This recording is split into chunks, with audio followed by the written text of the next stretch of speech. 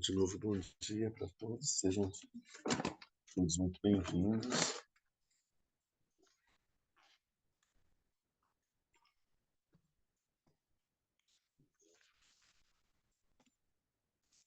Nós estamos fazendo o nosso estudo do Uttara Tantra Shastra, que é o comentário de Asanga sobre os ensinamentos que ele recebeu de Maitreya a respeito da Prajnaparamita. São 5 tratados de Maitreya, esse é o 5º tratado, aquele que fala especificamente sobre a natureza de Buda. É isso que nós estamos estudando agora. A gente viu nesse tratado, nos nossos encontros anteriores, nós vimos que ele é dividido em 7 pontos fundamentais, que são chamados pontos Vajra, né?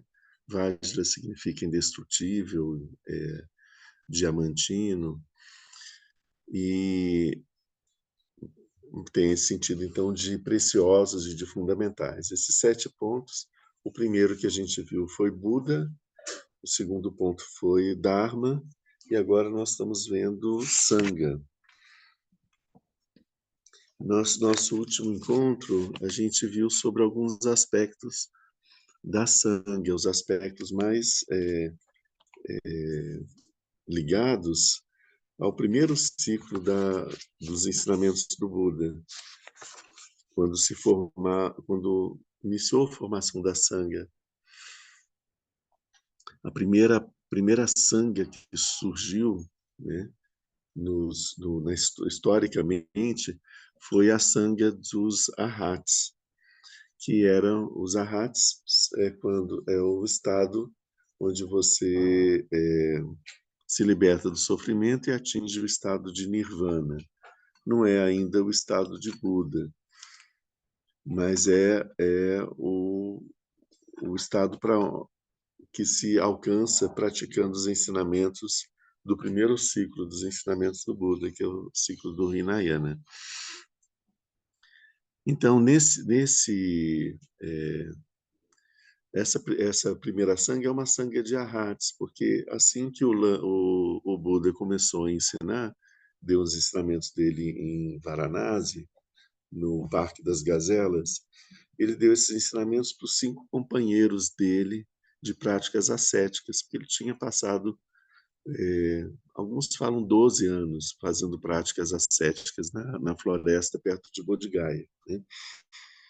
Então, ele encontra esses 5 companheiros, depois ele abandona essas práticas e aí ele alcança o despertar. E ele procura esses companheiros e dá os primeiros ensinamentos para eles. Então, eles logo alcançam o estado de Arhat em 2 dias, né? Então, e passam a seguir o Buda, né? Acompanhar o Buda. Então, a primeira Sangha que surge é a Sangha dos Arhats, ou seja, a Sangha daqueles que alcançaram a compreensão máxima dos ensinamentos que o Buda estava dando naquela época, né?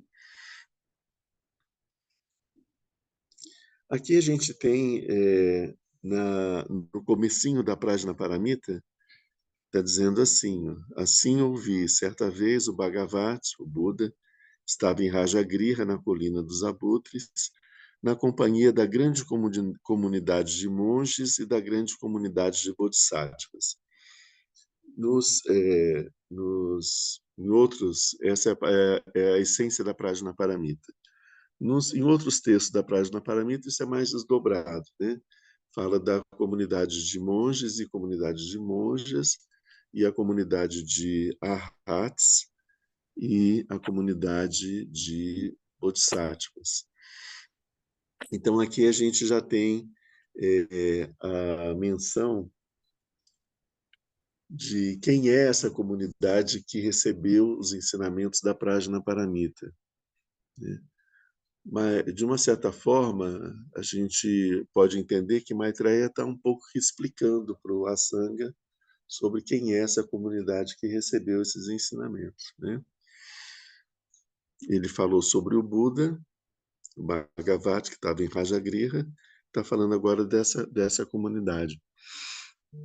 Então, a gente tem o aspecto da comunidade que a gente já viu. A comunidade, nós tínhamos os primeiros discípulos do Buda, como a gente viu, logo se tornaram arhats, né?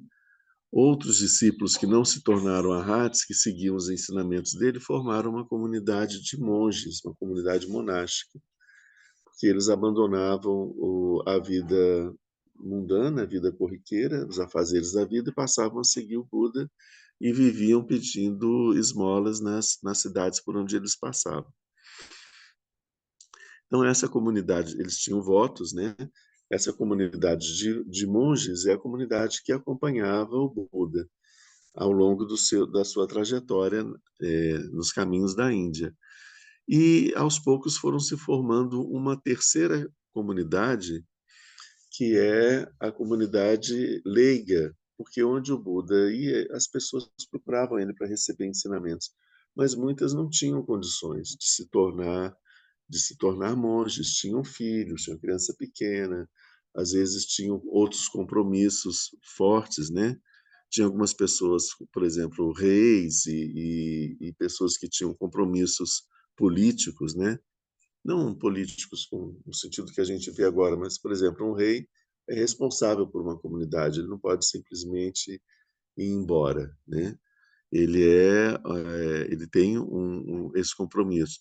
Às vezes você tinha senhores de terras e de pais de família, né, que tinham esposa, filhos pequenos, também não podiam fazer isso, né? Quando o Buda abandonou a sua esposa e o seu filho pequeno, ele não abandonou simplesmente, ela vivia no palácio junto com a família dele, né? E ela continuou a sua vida lá, né? Mas pessoas de outras condições não davam para fazer isso, né? A gente tem, quando o Buda deixou o palácio, por exemplo, tinha um dos servos dele tentou falar, não, eu também quero seguir o caminho, eu quero ir com você, né? E ele falou, não, você não pode, porque você tem uma família para cuidar, você não pode vir, né? Se esse rapaz fosse acompanhar o Buda, como que ficariam aquelas pessoas que dependiam do trabalho dele, né? Então tinha essa preocupação também. Para essas pessoas que não podiam abandonar tudo no mundo e seguir a vida do monástico, ou até porque não tinham condições, né? Às vezes elas não tinham, estavam muito apegadas e não tinham a condição interna de fazer isso. Então, para essas pessoas, o Buda dava ensinamentos também, né? E elas formaram uma comunidade a comunidade leiga, que foi fundamental durante toda a história do budismo, né? Sem essa comunidade leiga, a gente não estaria aqui agora. É essa comunidade leiga que sustentava a comunidade de monges, que era onde os ensinamentos eram transmitidos, né? Isso depois do paranirvana do Buda. Então a gente viu isso no nosso último encontro. Mas aqui ele fala da grande comunidade, também a grande comunidade de bodhisattvas. Então, os bodhisattvas, eles seguem o caminho do segundo ciclo de ensinamentos do Buda, que é o ciclo dos ensinamentos Mahayana. Existe, então, uma pequena diferença, uma diferença fundamental, não é tão pequena assim, entre como o Mahayana vê a Sangha e como o Hinayana vê a Sangha.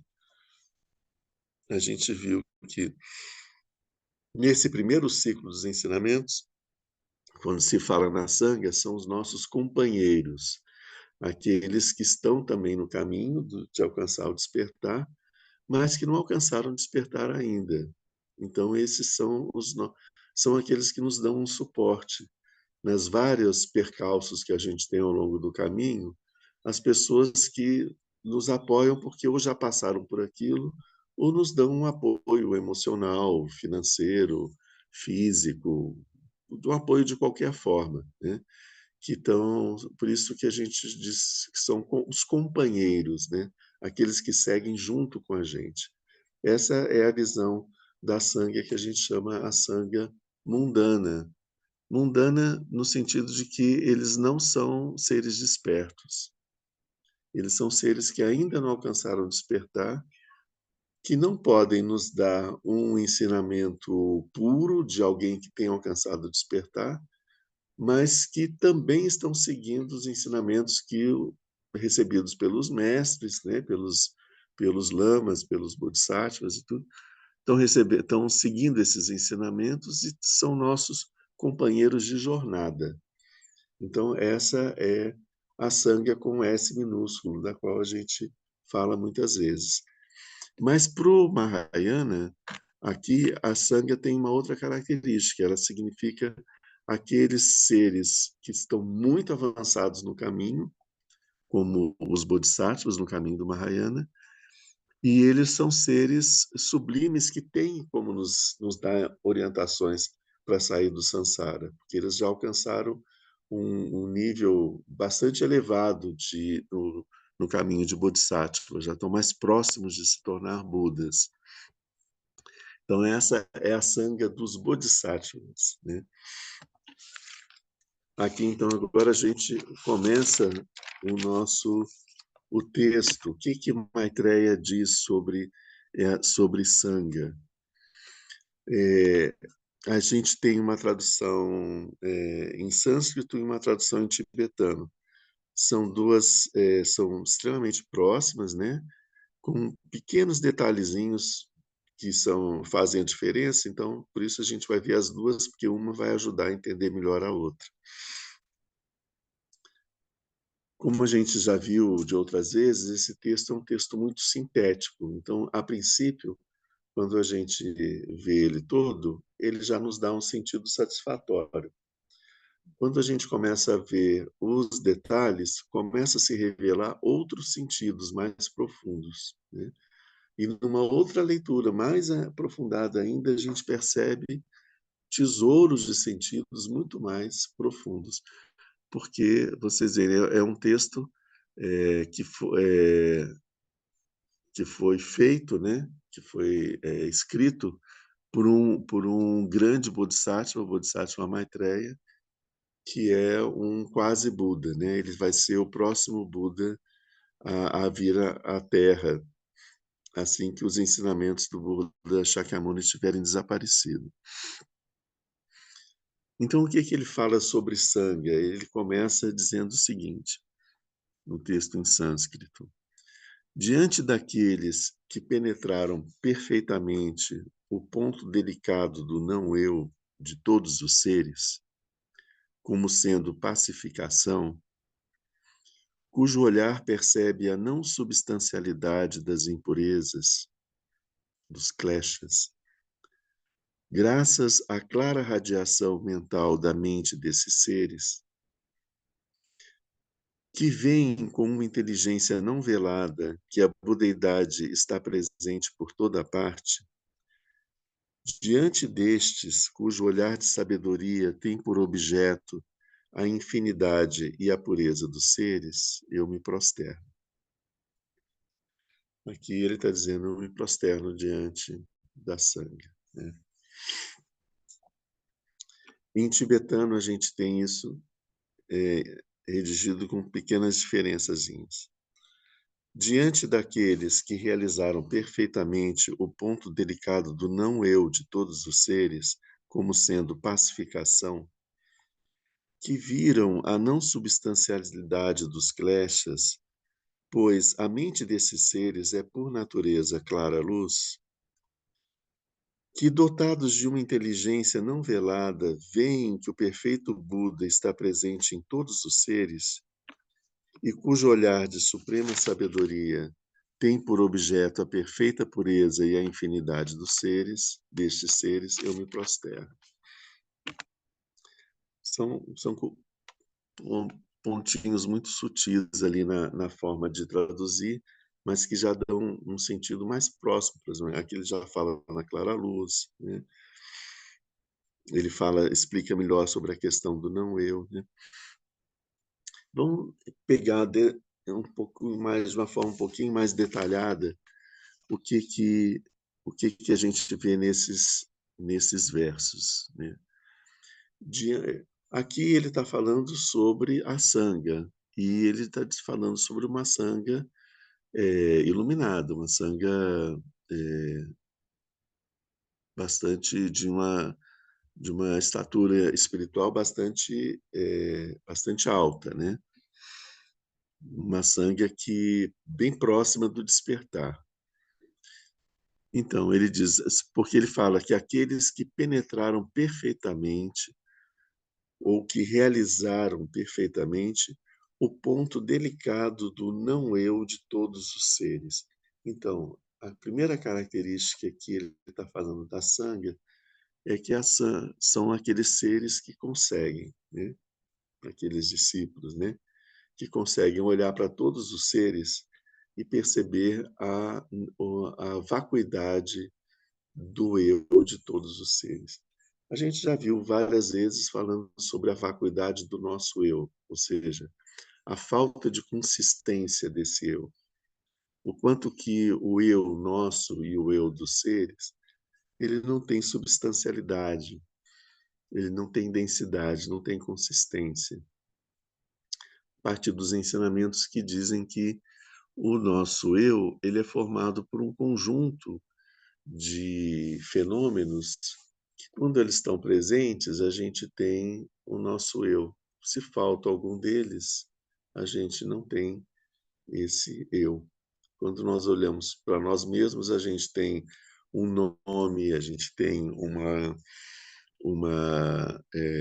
nós temos pais, nós temos uma nacionalidade, uma cultura, nós temos um gênero, nós temos uma idade, né? Nós temos uma história. Quando essas coisas estão reunidas, a gente tem esse nosso conceito de eu, né? E mais ainda, que quando o Buda falou disso, ele falou ainda de outras coisas, que é a forma física, né? O corpo, as sensações, as nossas percepções e o modo de funcionamento da nossa mente, as nossas formações kármicas, que são os modelos, os hábitos mentais. Quando a gente tem todas essas coisas reunidas e mais a consciência, nós temos a ideia de um eu. Mas se nós perdemos esse corpo, essa ideia desse eu, ela já fica ela não se mantém mais da mesma forma. E se nós mudarmos os nossos hábitos de funcionamento mental, nós vamos ver que esse eu ele vai ser já completamente diferente do eu que tinha sido antes, né? Então é nesse sentido que a gente entende que não da falta de consistência dessa ideia que a gente tem desse eu. Isso que a gente chama de eu é um fenômeno da nossa mente, é uma construção da nossa mente de uma personalidade para que a gente possa existir no mundo, né? Então, essa personalidade tem gostos, tem temperamentos, você é mais calmo ou é mais agitado, é mais alegre ou é mais circunspecto, é mais expansivo, comunicativo ou é mais retraído, é uma pessoa que tem habilidades físicas ou que não tem essas habilidades.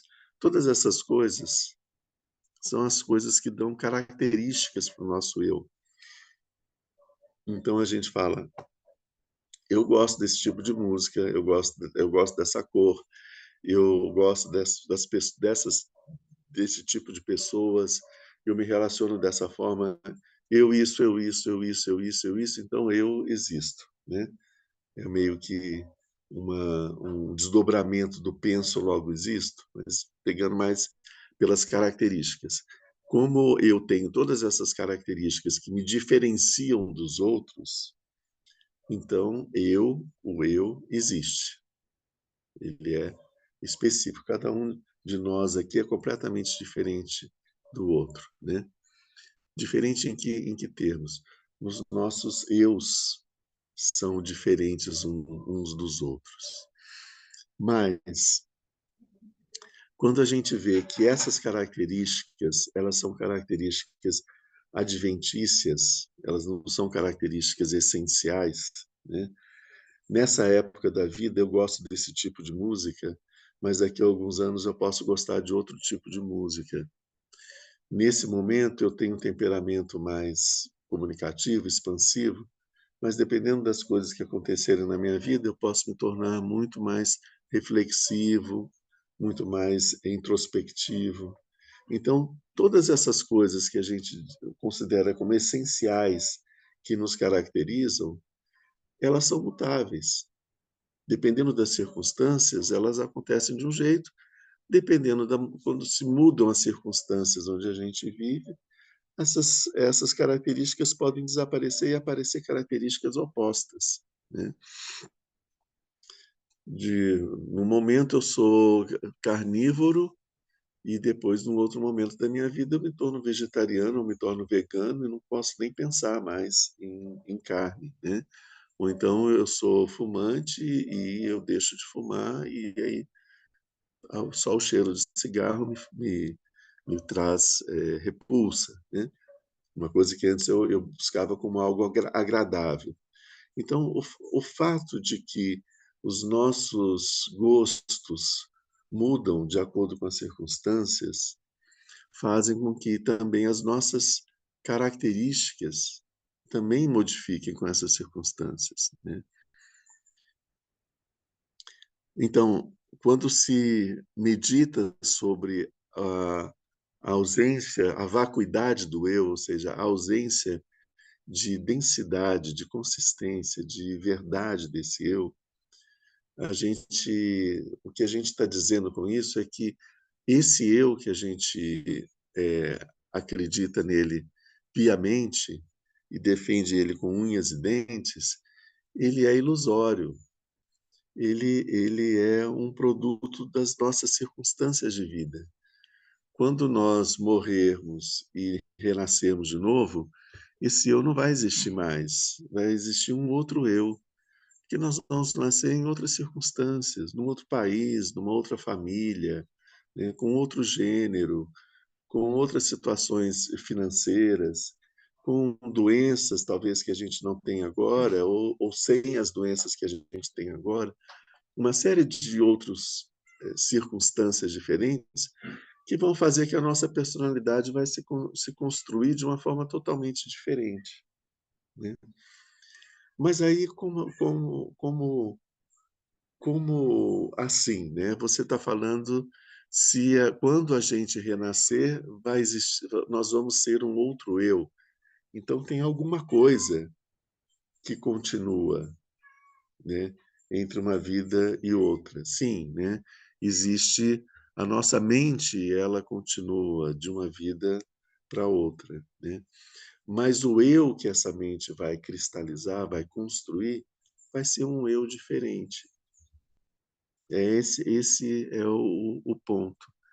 Quando a gente fala da falta de substancialidade do eu, a gente não está dizendo que os seres são demenciados, não têm mente.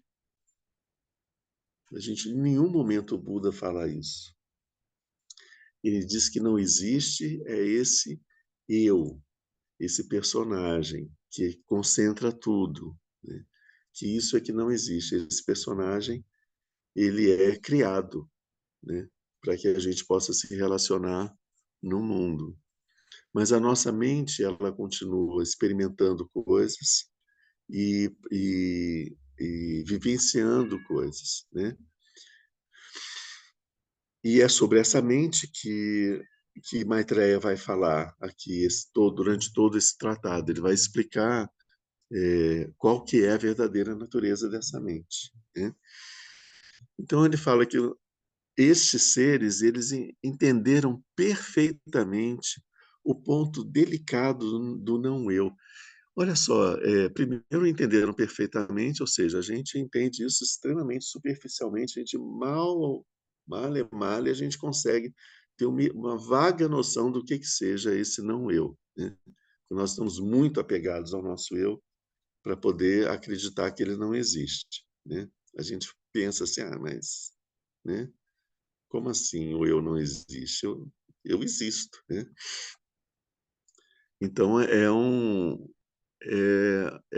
esse entendimento que ele está falando aqui é um entendimento profundo, né? Eles penetraram perfeitamente ou realizaram completamente. Ou seja, eles chegaram a uma conclusão inequívoca de que a natureza da nossa mente ela como chama, Nairatma, ou seja, não significa não eu, não existe esse Atma que a gente acredita tanto, né? O segundo ponto que a gente vê é que ele fala o ponto delicado, né? Por quê? Porque é uma questão extremamente difícil de ser compreendida, de ser experimentada, vivenciada por nós, né? Ela é muito difícil porque existem muitas más compreensões sobre a verdadeira natureza da nossa mente, né? E sobre nós mesmos, sobre os outros, sobre o mundo ao nosso redor. E é um ponto delicado porque ele também é um ponto muito sutil. E muitas vezes a gente vai tá, se associando, assumindo algumas percepções, ainda algumas percepções ainda fragmentadas, não completas, né? Que ainda são ilusórias. Com a prática da meditação, um aprofundamento sobre a percepção de nós mesmos, é que isso aos poucos vai se revelando, né? Até o ponto que a gente, num nível mais elevado de Bodhisattva, a gente conseguiu realizar completamente essa ausência de substancialidade do eu, tanto do nosso eu como do eu dos seres, dos outros seres. Então, quando ele fala aqui que eles realizaram um ponto delicado do não-eu de todos os seres, significa que eles olham para todos os seres, percebem os seres com a sua natureza, percebem com o seu sofrimento, percebem que esses seres estão, que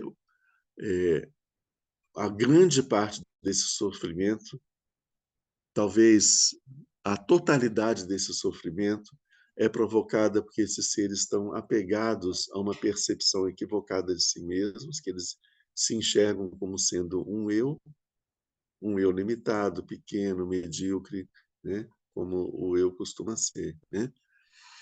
E que isso causa um imenso sofrimento. E eles percebem que esse eu não existe, que isso é um equívoco, né? É como um pesadelo, né?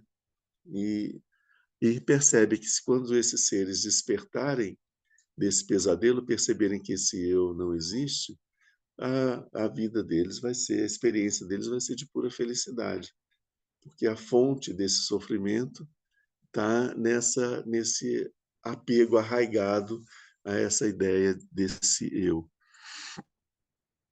Por isso é que diz que eles percebem que esse ponto delicado do não eu de todos os seres como sendo pacificação. Porque quando você percebe isso, que não existe esse eu nem em você e nem nos outros seres, todos os problemas eles se dissipam, né? Todos os conflitos de ego desaparecem, né? E os nossos sofrimentos são muito mais ligados à nossa luta para poder defender esse eu de todas as formas, né? Defender a honra desse eu, né? Porque se alguém falou comigo uma coisa de um jeito, eu preciso de dar uma resposta né? Porque eu não posso, porque senão todas as pessoas vão estar me tratando mal desse jeito, né? Não é essas coisas que a gente pensa, né? Quando a gente está nesse conflito, né? A gente tem que marcar um terreno, tipo, epa, peraí, você não pode chegar aqui, essa casa aqui tem dono, você não pode chegar aqui e ficar falando o que você quer sobre mim. Eu não vou aceitar isso. Você não pode fazer de mim, comigo, qualquer coisa que você queira fazer, porque aqui tem um eu que é forte, né? Então eu vou bater em você, eu vou destruir a sua vida, eu vou me vingar de alguma forma, né? Eu vou fazer você sofrer, mas você aprenda que você não pode me tratar desse jeito. Essa é de uma forma caricata, né? Mas é isso que a gente faz, né? Então, quando a gente está sempre defendendo esse nosso eu nas relações com os outros eus, né? Mas quando você percebe que esse eu em você não existe, que o eu dos outros não existem, e que os fenômenos eles acontecem em função do fluxo do karma, das é, manifestações, né, das cristalizações, não é cristalizações, das manifestações do karma, do amadurecimento do karma, e que têm uma duração relacionada com o karma e que todos os fenômenos são transitórios, né? Que todos os fenômenos eles têm uma existência durante um determinado momento, depois eles deixam de ter, quer a gente queira, quer não. Então, tudo isso, esse entendimento faz com que a nossa mente ela perca, ela abandone aquela ansiedade, aquela angústia que a gente vive o tempo todo, né? Com aquela insegurança em relação ao futuro, o que vai ser do futuro? Será que o eu vai estar sofrendo de fome, com falta de roupas, falta de recursos, abandonado, falta de amor ou qualquer coisa? Então, para defender esse eu, para que nada de mal aconteça com ele, a gente vende a alma para o diabo, a gente faz de tudo, mas a gente não abandona os cuidados com esse eu, né? Em outros ensinamentos budistas, a gente vai ver que se esse eu que a gente nutre com tanto carinho, com tanto desvelo, ele é chamado de um demônio, né? Ele é visto como um demônio, é o demônio do filho dos deuses, né? Porque é como um bebê, né? O bebê ele atrai todas as atenções, né? Ele é o rei do lugar, porque tudo o bebê faz uma carinha. O que aconteceu? Ele está com frio, ele está com fome, ele está querendo ser pegado, ele está sentindo falta de carinho, ele quer dormir. A gente fica sempre cercando de cuidados esse bebê, né? É isso que a gente faz com o nosso eu. Nosso eu é um bebê, né? E é um filho dos deuses, porque ele é como se fosse um deus, né? Que pode fazer tudo, que quer tudo, que decide tudo, né? E ele é um Deus bebê, né? É um Deus bebê. Então a gente cuida desse Deus bebê que é o nosso eu, né? Então ele é o demônio do filho dos chamado o filho dos deuses. Então é visto dessa forma. Demônio por quê, né? Quando a visão de demônio no budismo não é um ser, né? Existem os seres humanos, existem os demônios, existem os passarinhos, não é isso. O demônio não é um ser. O demônio são os fenômenos mentais que nos afastam do despertar, da iluminação e do despertar. São aquelas ideias preconcebidas, equivocadas que a gente tem, que são fantasiosas, são mentirosas, são ignorância, e que a gente acredita nelas, né? Então, elas perturbam a nossa vida, o funcionamento da nossa mente, né? Então, por exemplo, a raiva pode ser vista como um demônio, o demônio da raiva, o demônio do desejo, o demônio do orgulho, pode ser, né? Mas esse pensamento que faz com que a gente veja bem o quanto que como é que eu vou falar isso?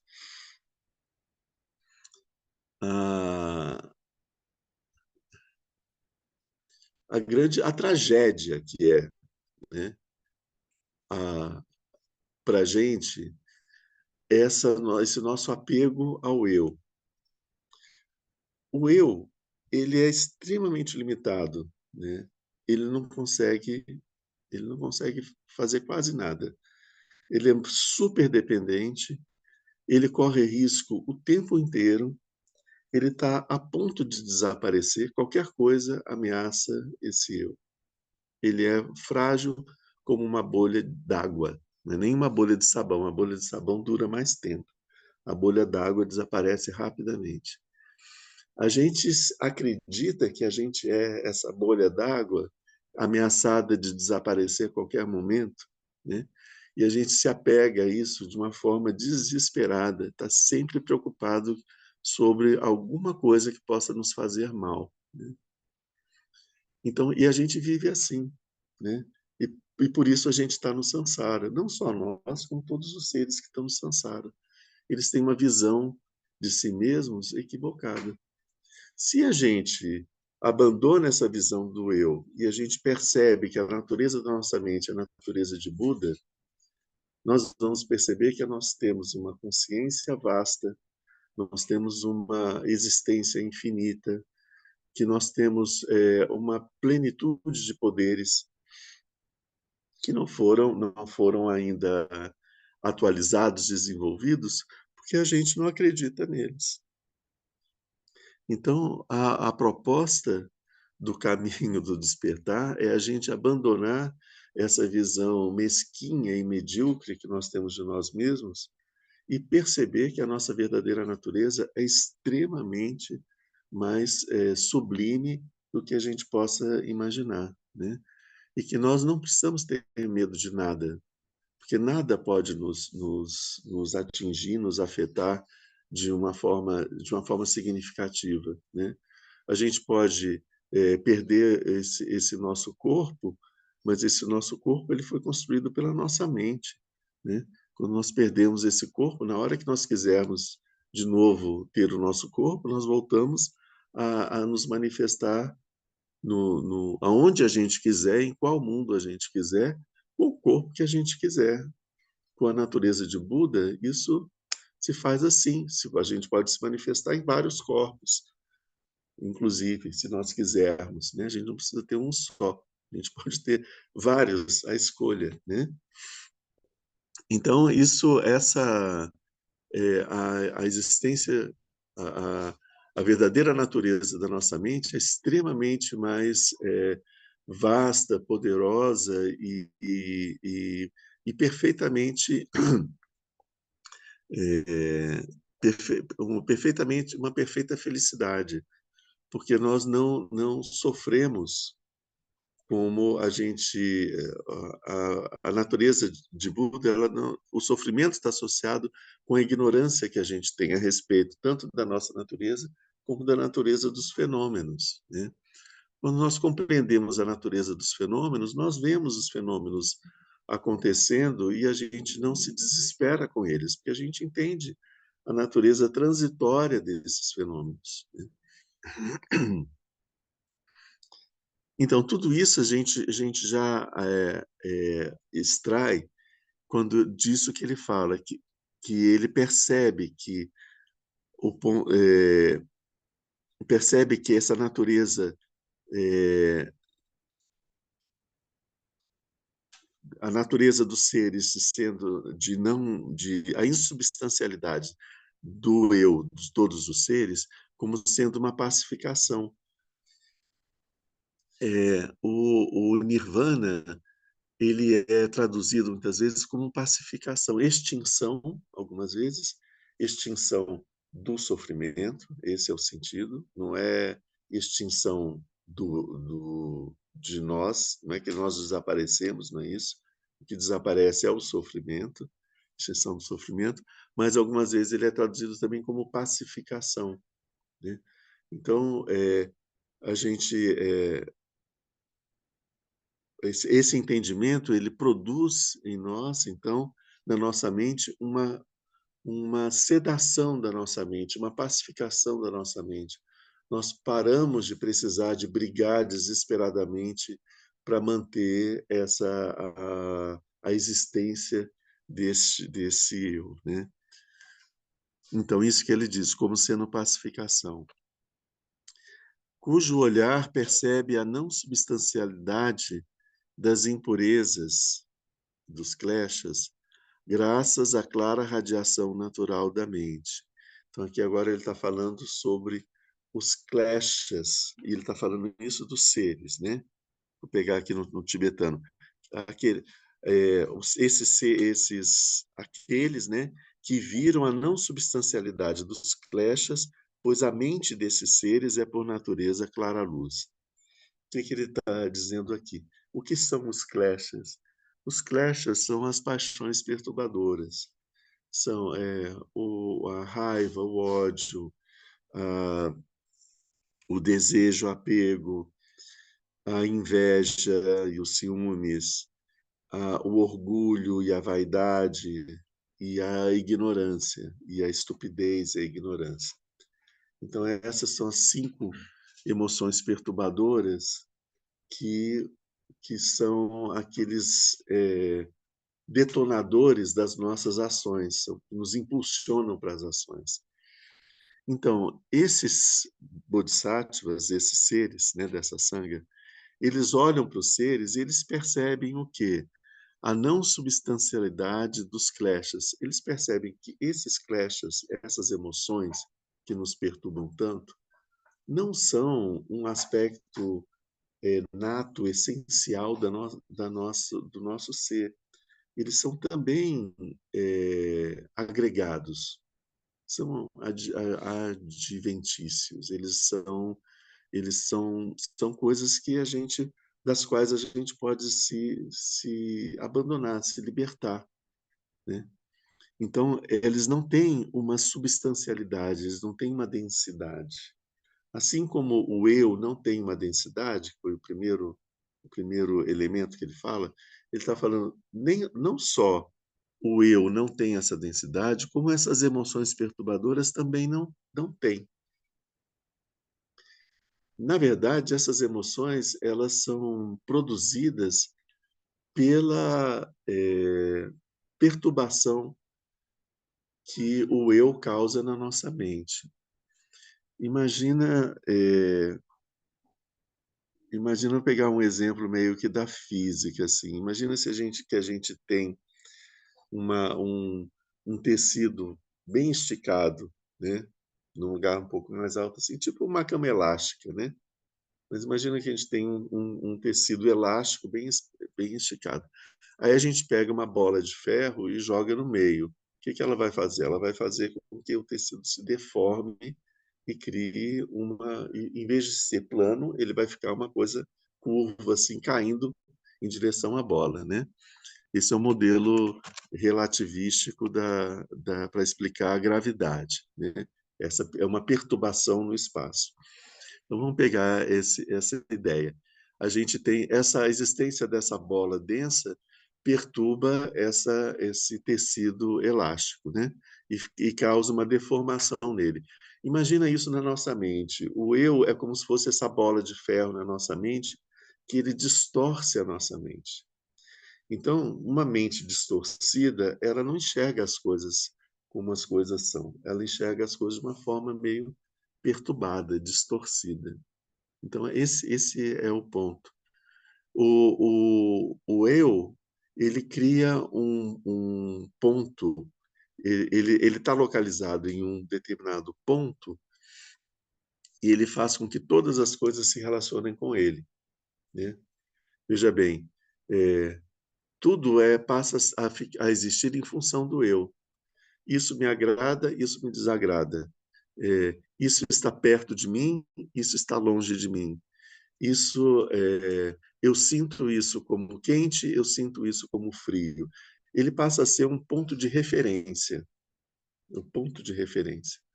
A nossa mente ela é vasta, ela não tem pontos de referência, percebe? Ela é vasta, ela preenche todo o universo. Essa é a natureza da nossa mente. quando a gente, quando surge um eu na nossa mente, esse eu surge como um ponto de referência.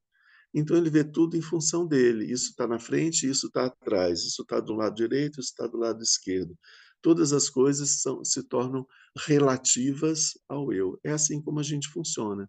A gente anda no mundo, o homem centro do universo, né? A gente anda pelo mundo e se relaciona com as coisas em função de nós mesmos, como que essas coisas nos atingem, nos afetam, né? Eu não gosto dessa música, né? Então, essa música cria uma perturbação em mim. Se esse eu está num outro ponto, essa música, num outro ponto de vista, ou seja, se for um outro eu, essa música, em vez de irritar, ela vai ser agradável. Então, a gente percebe os fenômenos de formas diferentes e muito peculiares, específicas, porque a gente tá grudado no ponto de vista, no eu. Se a gente mudar esse ponto de vista, as coisas mudam de figura para a gente, mudam de sentido. Então, uma coisa que eu experimento de uma forma muito desagradável pode ser uma coisa muito agradável no outro momento. Assim como a gente vê pela natureza, como as pessoas são diferentes, a gente vê que as pessoas têm gostos diferentes, né? Então, se a gente pudesse fazer, e a gente pode, esse exercício em nós mesmos, e variando os nossos eus da nossa mente, a gente teria eus com personalidades diferentes, que vai ter gostos diferentes, né? Então, se uma coisa está desagradável aqui, eu mudo, passa a ser um outro eu, aí ela passa a ser agradável e fica tudo bem, né? Mas isso, isso não é loucura, não.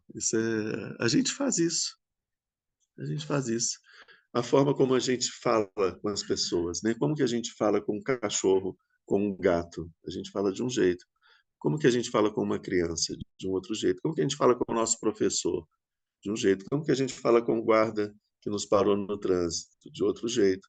Como que a gente vai falar com um político, com uma pessoa de um certo poder ou com o nosso chefe?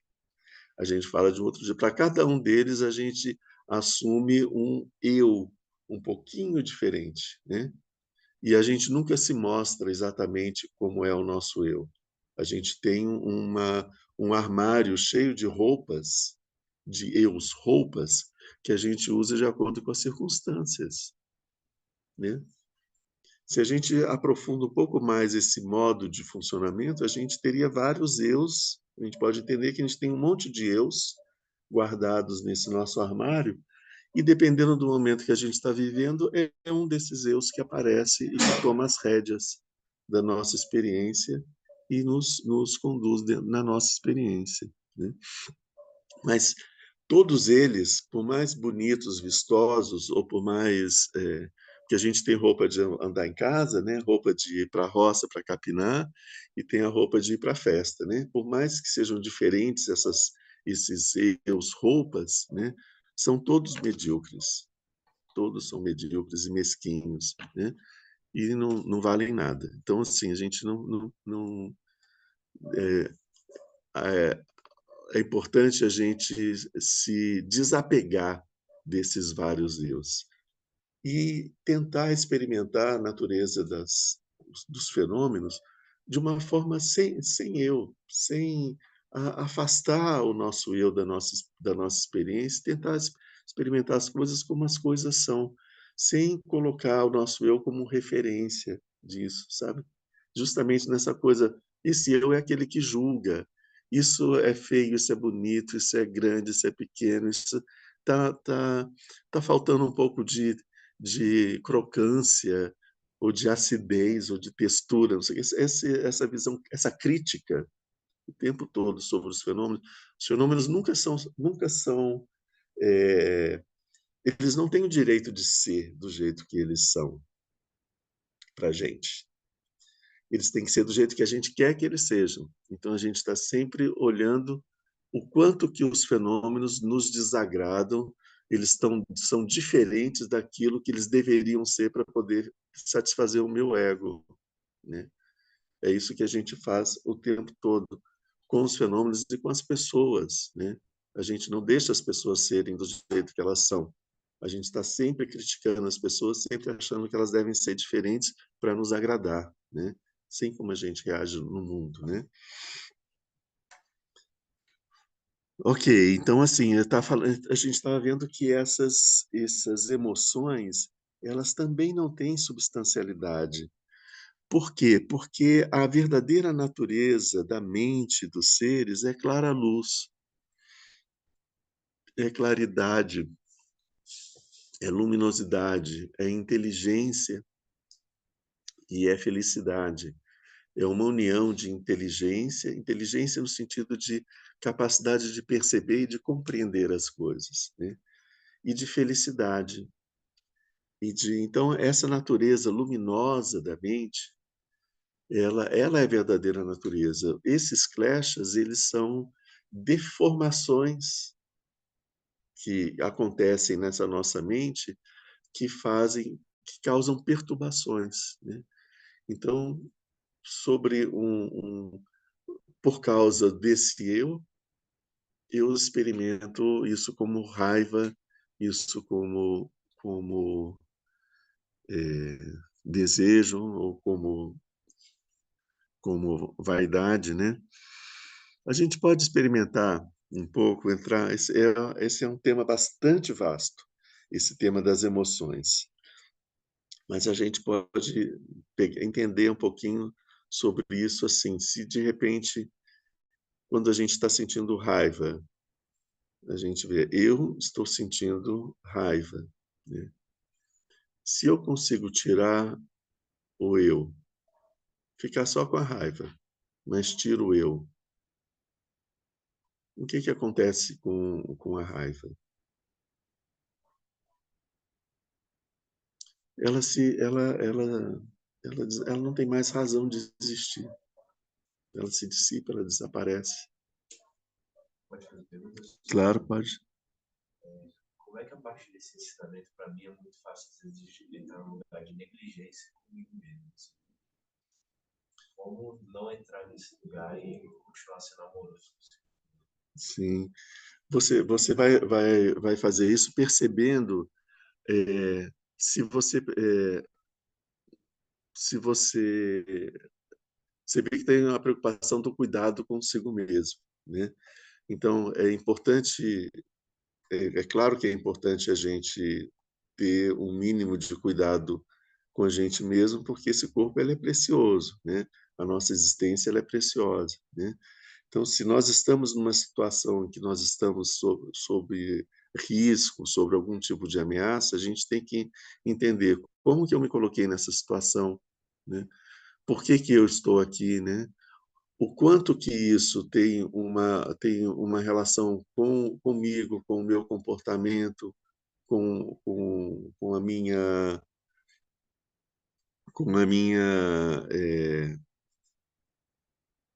com o meu funcionamento no mundo, né? O quanto que isso tem a ver com os outros, né? Se de repente eu estou numa situação que está sendo produzida pelos outros, eu preciso sair dessa situação, né? Agora, eu não preciso matar as pessoas porque elas estão fazendo isso comigo, né? Eu posso sair com uma compreensão, né? Isso não é uma situação agradável e boa para mim. Eu devo sair dessa situação, né? Essa pessoa está agindo assim. Ela está agindo assim porque ela está agindo, a mente dela está perturbada, né? Então eu não vou ficar aqui na frente dela. Tem uma história que eu acho que pode chegar nesse ponto, uma história de um sábio indiano. Então, um discípulo ele aprendeu que Deus está em todas as partes, né? Deus está em tudo. Ele aprendeu isso, aprendeu. Que eles são deístas, né? São teístas. Aí, então, o discípulo estava seguindo esse caminho, ele estava sentado meditando e, de repente, um elefante enfurecido estava vindo em direção a ele. E atrás tinha o condutor do elefante dizendo: saiam da frente, esse elefante está louco, saiam da frente, esse elefante está louco. E o elefante vinha, estava vindo em direção a ele, ele olhou para o elefante e falou, Deus está em tudo. Deus está em mim, Deus está nesse ambiente, Deus está nesse elefante. Nada de mal vai me acontecer, né? Deus está no elefante.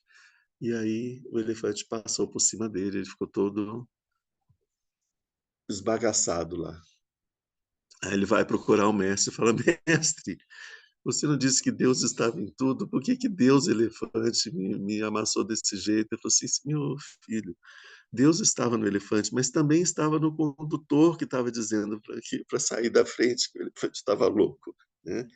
Então, essa percepção, esse é o ponto, não vai nos tornar bobos, assim, entende? Você vai ver, esse cara, se eu ficar na frente dele, ele vai me fazer mal, ele vai me matar, né? Eu não posso ficar nessa situação desse jeito, eu tenho que sair daqui. Agora, eu não preciso desenvolver raiva em relação ao outro. Eu tenho que perceber, essa é uma situação de risco para mim, eu tenho que sair dela, de que forma eu vou sair dela, né? Às vezes eu tenho que falar algumas coisas, às vezes eu tenho que fazer algumas coisas, mas eu não preciso reagir com agressividade, entende? É muito, muito específico, né? Depende muito da situação que a gente está. E acho que a gente pesquisar de que forma a gente vai conseguir resolver isso, né? Como nós não somos seres iluminados, a gente vai meter os pés pelas mãos a maior parte das vezes. E tudo bem, porque a gente aos poucos vai adquirindo vai aprendendo a fazer as coisas, né? Então, muitas vezes a gente vai se machucar, muitas vezes a gente vai machucar os outros, mas se a gente está preocupado com isso, chega um momento em que a gente vai conseguir parar de se machucar e parar de machucar os outros, né? É, então a gente está vendo que como eles entendem que a natureza da mente desses seres ela é luminosa, eles entendem que as emoções que esses seres experimentam, elas não são eles de verdade. Elas são uma perturbação dessa mente, né? Então, se tem uma pessoa muito raivosa, uma pessoa muito ruim, né? Uma pessoa muito ruim, muitas vezes a gente fala assim, puxa, por que não morre logo? Assim, causa tanto problema para os outros, né? A gente tem essas, né? Essas ideias em relação aos outros, né? Aos demônios que a gente povoa o mundo, esses monstros que a gente enxerga no mundo. Os bodhisattvas não veem esses monstros que nós vemos, eles não veem como monstros. Eles veem como seres luminosos, né? Com uma mente luminosa que está perturbada.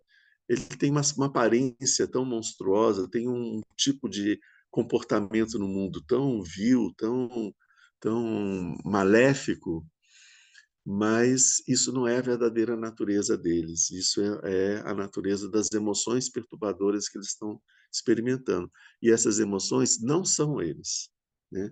Essas emoções são um equívoco, são fruto de uma ignorância. Eles têm uma visão de mundo, de si mesmo e do mundo equivocada. Isso faz com que eles ajam no mundo dessa forma equivocada, perversa que seja, né? Que causa bastante sofrimento que seja, mas isso não é a verdadeira natureza deles. A verdadeira natureza deles é clara luz, né? Então, eles enxergam os seres dessa forma.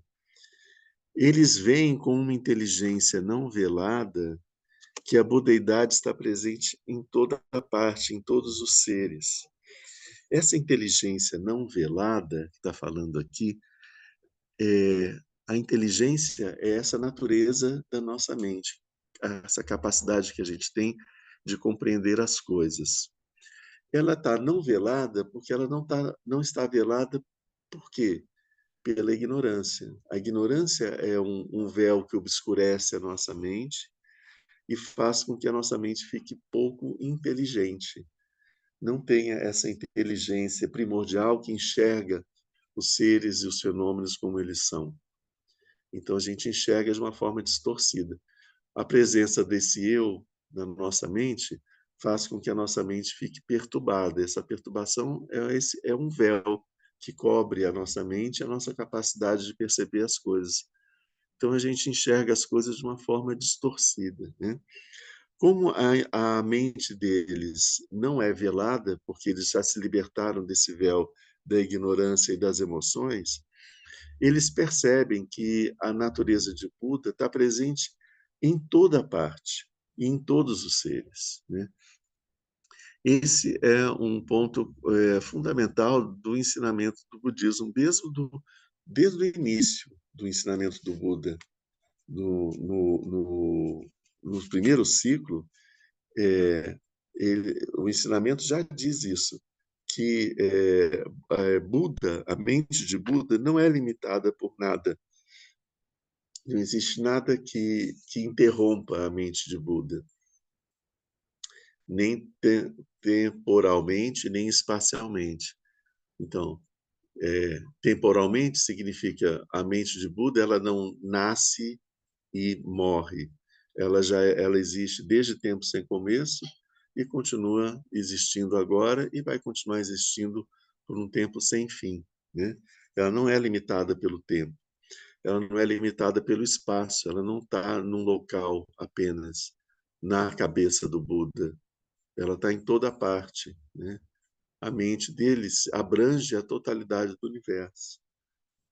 Um dos níveis de experiência meditativa que a gente atribui, por exemplo, a um dos reinos dos deuses, aqueles deuses que alcançaram esse nível de experiência meditativa, tem um nível de experiência meditativa que se chama espaço sem limites. É quando eles percebem o espaço de uma forma ilimitada, ou seja, conseguem perceber a totalidade do universo e mais, a totalidade dos universos. Não existe nada de espacialmente que limite a sua capacidade de compreensão, né? E num nível mais profundo existe a consciência infinita e ilimitada. É uma consciência que ela abrange todo esse espaço mental. Então, a gente entende que em todos os lugares, em todos os espaços, pode ser nesse cantinho aqui desse tecido, na ponta desse sino, aqui tem a mente de Buda, aqui tem a mente, toda parte a mente de Buda está presente. Não só nos seres, está presente em toda parte. Ele é onipresente, né? E também, por consequência, está presente em todos os seres, né? A mente de Buda não é interrompida pela minha mente. A mente de Buda entra dentro da minha mente, preenche a minha mente e consegue perceber todos os fenômenos que acontecem na minha mente. Isso é a mente de Buda. Wagner? Eu tenho uma certa dificuldade na compreensão. Estou percebendo isso. Se existe uma diferença entre o Buda e a mente do Buda, nossa natureza da nossa mente, no seguinte aspecto. Nos últimos ensinamentos, nossos últimos encontros, o senhor tem trazido a história da tigresa, a história que Shakyamuni passou, entre aspas, passou à frente do Maitreya. Isso me traz um conflito de imaginar uma hierarquia. Maitreya será o próximo Buda e por que não um de nós aqui? Então, eu queria ver se o senhor me esclarecer melhor como é que funciona essa natureza de Buda e por que vai haver um outro Buda se todos nós temos essa natureza de Buda. Sabe a minha dúvida, meu conflito por aí. Sim. Todos nós temos essa natureza de Buda, mas a gente não percebe essa natureza de Buda porque nós estamos mergulhados na escuridão da ignorância sobre a nossa natureza. O fundamental, o mais também patético da ignorância é que é uma ignorância sobre a nossa natureza. Como a gente é ignorante em relação à nossa natureza, a gente é ignorante em relação a todas as coisas. Porque se a gente percebesse a nossa verdadeira natureza, nós veríamos todas as coisas, ou seja, uma mente iluminada, luminosa, que preenche todo o espaço, com uma consciência que preenche todo o espaço, todas as coisas seriam imediatamente compreendidas, né? Claras, não haveria ignorância nenhuma. Mas isso é a, a tragédia de nós estarmos mergulhados no samsara. O fato da gente não reconhecer a nossa natureza faz com que a gente enxergue o campo de experiência como samsara, como um lugar de lutas, de embates, de sofrimentos e de todas essas coisas. A gente acredita a gente cria um eu e acredita nesse eu e a gente briga por conta desse eu e a gente está mergulhado nesse pesadelo, né? Esse é o ponto. Por que que nós estamos nesse pesadelo? Por que que a gente entrou nessa história?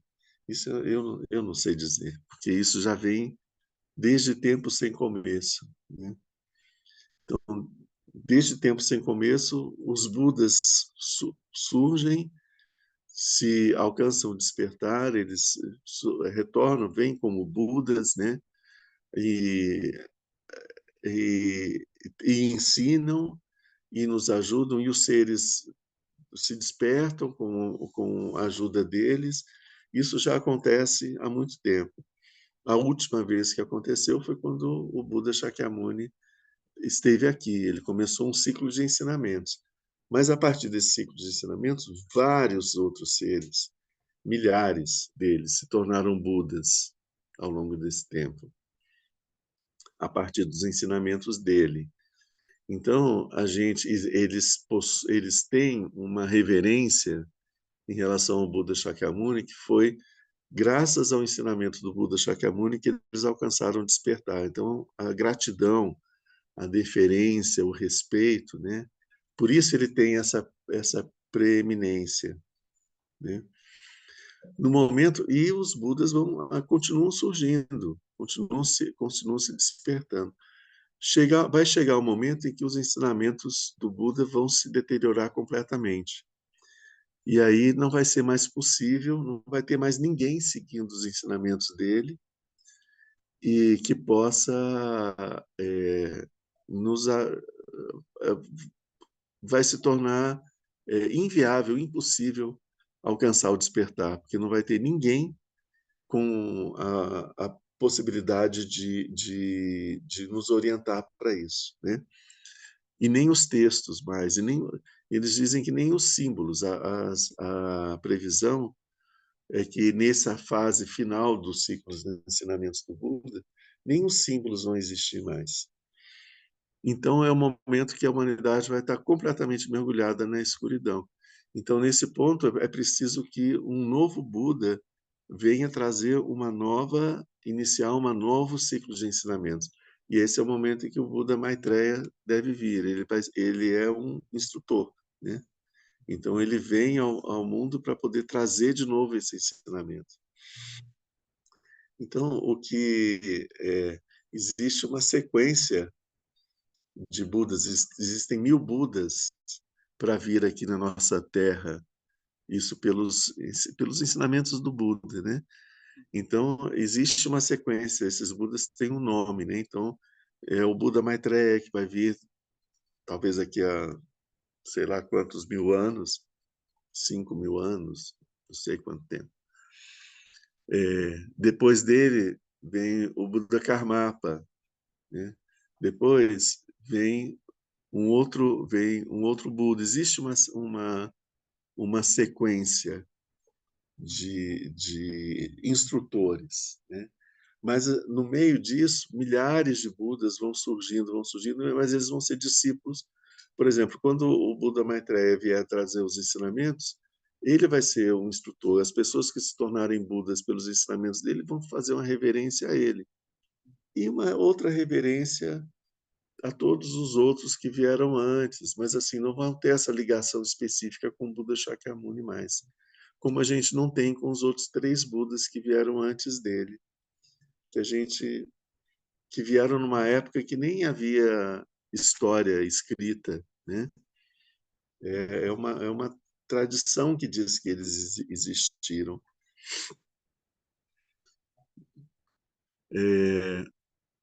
Mas esse é o ponto. Então, existe por que, se todos têm essa mente de Buda, por que existe essa graduação? Essa graduação ela vem do grau de despertar de cada um dos seres, o quanto que a gente conseguiu se libertar dessa ignorância e ganhar na expansão da nossa percepção, da nossa mente de Buda, né? É por aí.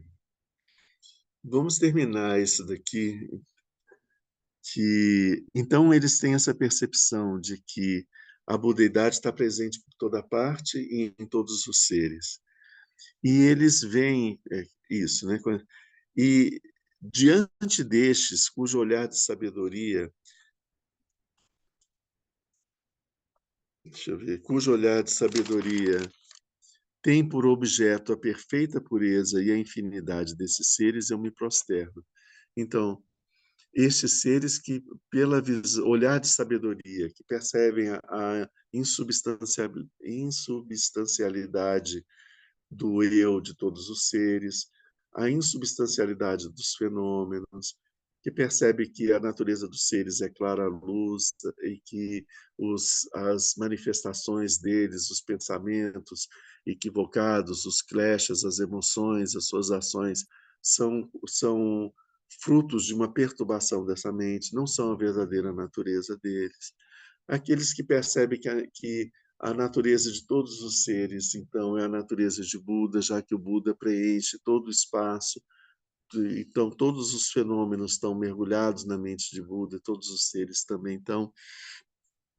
Então, com isso, eles percebem a pureza essencial de todos os seres. Eles têm muitas vezes isso é chamado de essa visão divina, essa visão clara, né?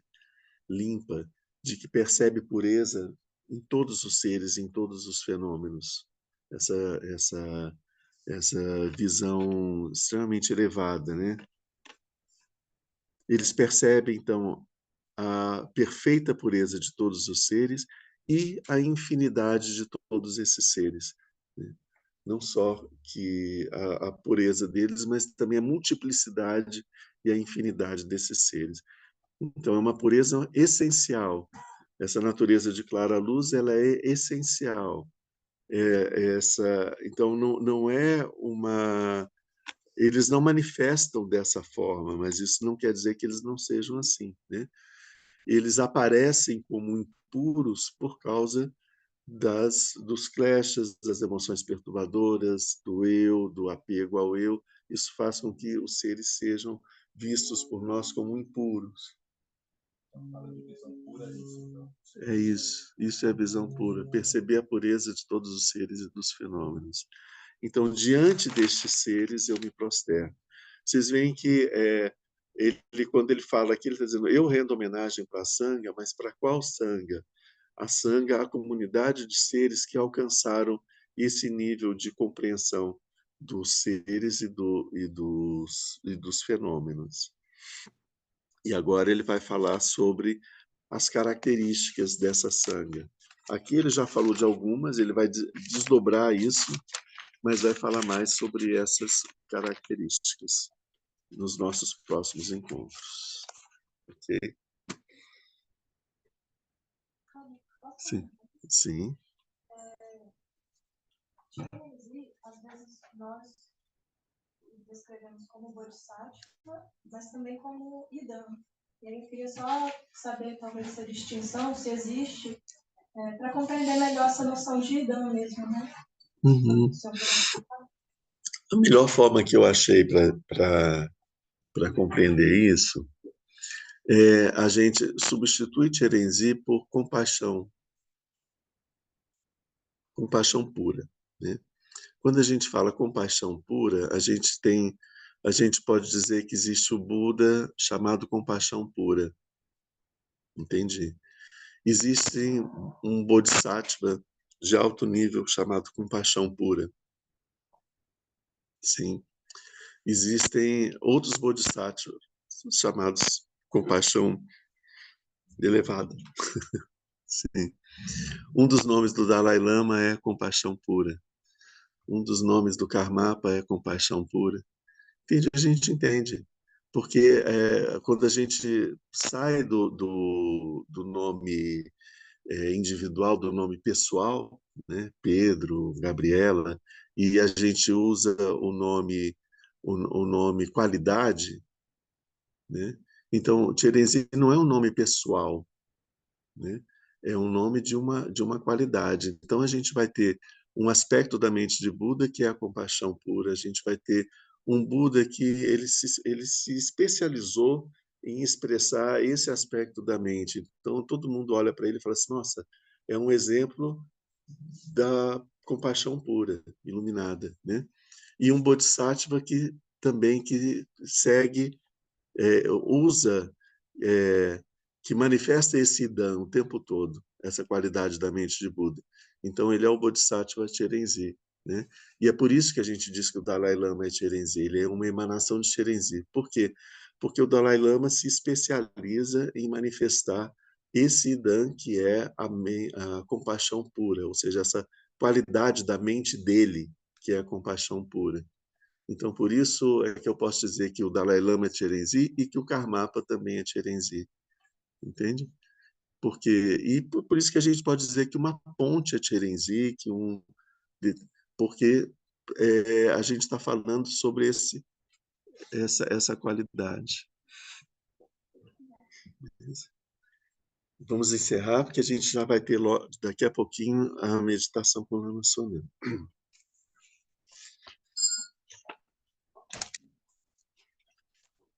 Vamos fazer a dedicatória, está na página 7.7.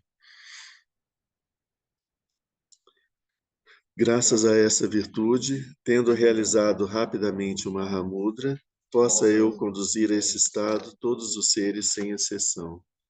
Pela graça do Buda que obteve os 3 corpos, pela graça da imutável verdade do Dharma em si e pela graça da infalível aspiração da Sangha, possa essa súplica de dedicatória realizar-se tal como ela é.